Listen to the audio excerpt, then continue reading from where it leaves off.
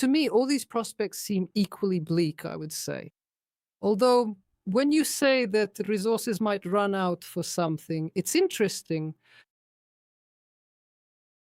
how we, from the outside, well, you obviously understand this better, can assess the resources of the Russian Federation, but how do they assess them from within? What do they rely on? I'm just curious, do we have the same picture in our minds? Or does Putin actually have the world's top army in his head? Well, I think that, first of all, Putin has a fairly good grasp of the realities on the ground. He is, of course, acting. Well, what is he supposed to say? That everything is bad? Well, that's kind of his job to say that everything is fine. But given how power is structured, it's actually very difficult to deceive the top leader, really. Really? Yes, Really? yes. Because there, everyone is actually informing on each other, reporting, and snitching on one another. You see, in that sense, he's built a rather complex power system. It's underestimated. First of all, he communicates or tries to, not just with the top officials, but especially over the last decade or so, he's made a habit of pulling aside people from the first and second tiers of management and listening to them directly. Their bosses really don't like that at all. So, relatively speaking, he has Bortnikov, whom he talks to, but at the same time, he tries to communicate directly with some of Bortnikov's subordinates. The same can be said about the Ministry of Defense, even more so, yes. That is, he tries to get information that is, let's say, more layered. So there isn't just one aide who compiles a single report for him to read, as many people imagine. In other words, he tries to get information from different levels. Of course, a kind of collusion is possible there. Like in economics, yes, it happens when everyone conspires and tells the same lies. But here, a second law comes into play. Essentially, people who love Putin as a rule really dislike each other. And so they will never miss a chance to tell all the best things about their neighbor. So beyond that, there is, of course, the system of, say, FSB control over the army. There's the Army Counterintelligence System. The Ministry of Internal Affairs is still flopping around somewhere. And there are people in special departments of the presidential administration. So in the end, it turns out to be a rather multifaceted picture. And if he is being deceived anywhere, it's only when he wants to be deceived, not because he has a lack of information. If he wants to be deceived, if he wants to receive things selectively and close his eyes to others, and that's his attitude, well, for heaven's sake, that can go on indefinitely. But it's not due to the ill will of those around him. So I think he understands the real situation quite well, but at the same time, he evaluates it from a completely different perspective than we do. When he? He says, well, yes, he says, well, yes, everything is bad.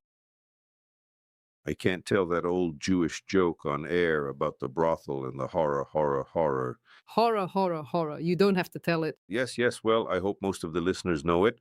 Anyway, the difference between us and him is very simple. It's all in that joke. Where you and I say horror, horror, horror, he goes out to his subordinates and says, well, it's a horror, but not horror, horror, horror. Well, Vladimir Borisovich, I can basically imagine your concept. But sometimes I think that if you imagine how, for example, information travels, say, about the capture of some Burani siding, about how they bravely surround something there. After all, information, so to speak, is distorted at every stage of its transmission. And by the time it gets from Burani siding to the Kremlin, it already presents some kind of fantastic picture. It seems to me that things aren't very good with information here. Wait, the peculiarity of modern wars is that the gray zone is stretched over the entire war. You see, now the whole war is apparently something that no one has encountered before. The whole war is a gray zone. And so, first of all, I must probably disappoint you, but this stretching of the gray zone over the globe, it happens in both directions. Because if there is a gray zone, then everyone can pull the gray zone like a blanket over themselves. And if we have, it's not a war, not only not the First World War, but not the Second World War either. In this war, there is no clearly defined trench front line. There is no understanding. Here we took it and here we didn't. That is, we have a huge strip. Maybe it's 50, maybe 60 kilometers, inside which God knows what might fall. All of Konstantinovka is there. And in this strip, it's a patchwork. Here are our own, here are not our own. Ours are here, theirs are there. Here are sabotage groups. Here are some main units already. Where the main units end, the sabotage groups begin. It's a total mess. And it's the same on the other side. And in this patchwork, a huge field emerges, actually, for the manipulation of consciousness. Because if this patchwork has reached the far outskirts of Konstantinovka, then you can say that you've taken it. But at the same time, it means that on your near outskirts, Ukrainian sabotage groups are still there, who can rightfully say that no one took anything, we're still here. So this is actually a more complex topic, because it can't be interpreted just by the principle of we're being lied to. It's a topic about a glass half full. I mean, is half of Konstantinovka already filled or only just filled, you see? So it's a matter of interpretation, which apparently can't be avoided. But nevertheless, you see, the trend is generally clear. The bottom line will always be this. Russia is continuously advancing and still, meter by meter, reclaiming territories, but at the same time, it drenches them in such blood and does it so slowly that the Ukrainians have a chance to hope that when it reaches the borders of the Donetsk region, what follows will be like in Vysotsky's song. I struck my own hand 1, 2, 3 times and lost my strength myself. You see? Mhm. So the question here isn't about who took what. I mean, no one denies that the Russian army is moving forward. No one denies that it, by consistently pushing out, still takes large settlements. Well, right now we're arguing about Konstantinovka, but no one argues about Avdiivka anymore. No one argues about Bakhmut, Artemovsk. You see, it's all clear now. And at some point, they'll stop arguing about Konstantinovka, perhaps. But the question is, everything has its price. So the question is, are we paying a manageable price for this or an unbearable one? And how fast? And how much more to pay? And it turns out that he reported that he took Konstantinovka, while the Ukrainians reported that they didn't give up Kramatorsk and Sloviansk. And they say, well, it was like a candy. Try and take it away. Yeah. Well, it still turns out that the person who, in principle, commands the Russian forces and makes the decision about further escalation or something else, or conversely about stopping at some border, he still must understand where this border lies and how many of these forces there are. So that's what I'm wondering. Can anyone actually be certain that they truly know just how much strength and how much more they really have? Strength? What difference does it make? Look, as I told you, there's no border, no continuous front line, no single point. You see, we're living with memories of some war that never even existed. Well, as always, the last war, right? Just like any general. The last war, exactly. So there's just a certain zone. He understands this perfectly well. But it's more convenient for him to interpret the situation this way. Wherever my lead paratrooper unit is, I've taken that ground.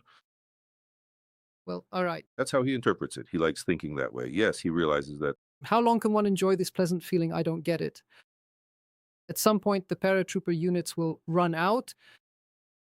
Well, he thinks not. He thinks he's passing on. But here he's mistaken about something else. He's told that people in Ukraine are on the edge, that forced mobilization is rampant, that they're catching men for the army like rabbits, which is true. And he believes, while the Ukrainians believe that the Russians will run out before the war ends, but he believes the Ukrainians will run out before the war ends. And that's a matter of faith, you see? It's a matter of faith. It's impossible to calculate anything here. You see, he basically thought he was the toughest and that Ukraine would fall in 3 days. But the people there, 40 million of them, dug in, bit into their land, which I didn't doubt for a second since I grew up in that country. You see, I had no doubt the people would bite into their land. But he didn't. He didn't understand. He lived by this concept of one people. Well, and he paid the price for it. That's where his mistakes are, you see, not in the front line. That doesn't matter. Mistakes in assessing the enemy. His mistake wasn't about whether Konstantinovka is taken or not. No one knows if it's taken or not, you see, because right now, any such Konstantinovka is a Schrodinger's Konstantinovka, you see? So it's even foolish to argue about it, because sooner or later, after paying another 100 or 150,000 lives, he'll finally clear the city. It'll just happen a month later, let's say. He was wrong about something else. He thought the Ukrainians wouldn't resist, that they'd surrender, just like when Crimea was lost. No one even had time to open their mouth. It'll be exactly the same. This war will be like a repeat of a larger Crimea. He was wrong. He thought that sleepy Biden wouldn't get involved in this. Biden got involved at the most difficult time. You have to give him credit. At the most difficult time, he half-heartedly made the Ukrainians shed blood, because go here, don't go there, strike here, don't strike there. It all happened. They gave it in tiny, measured doses. Well, they gave just enough to avoid losing. He miscalculated. It was thought that when Biden left and Trump came, who's all about deals and such, that Europe would just fall apart and wouldn't be able to agree on anything. But Europe went ahead and took all those costs upon itself. And what's more, it pushed its own red lines, much further out than Trump ever did. His mistakes aren't of the kind that you're worried about. His mistakes are strictly political and strategic, and that is precisely why he's losing, not because he was mistaken about where the line of separation is in Konstantinovka,